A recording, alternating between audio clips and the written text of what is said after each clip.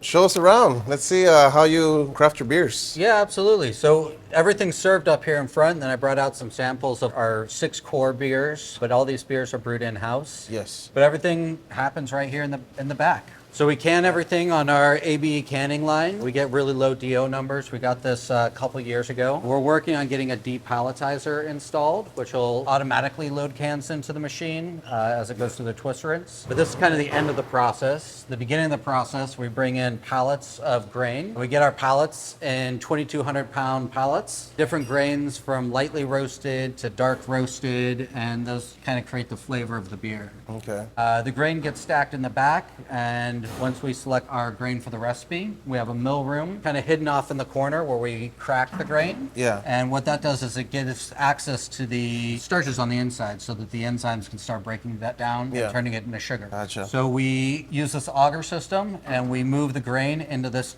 vessel, which is called our mash tun, is where we add waters at different temperatures. Yeah. Which sparks that enzymatic activity that converts the starches to sugars. Okay. After that, we start draining off the sugar water off the bottom of the tank, and we start running hot water at the top of the tank to use hydrostatic pressure to try to force out as much sugar as possible.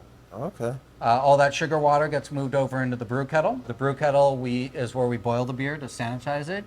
And that's where we add our spices in beer, so the hops, essentially. After it goes through that, there's giant chiller on the bottom. We run the 212 degree wort at this point through the chiller and drop it down to about 68 degrees on its way to the fermenter. On the way, we oxygenate it so that the yeast can grow and be really healthy. Yeah. But once it gets in the fermenter, we pitch yeast at a very specific quantity for the beer that we're producing. The yeast actually turns the wort into beer.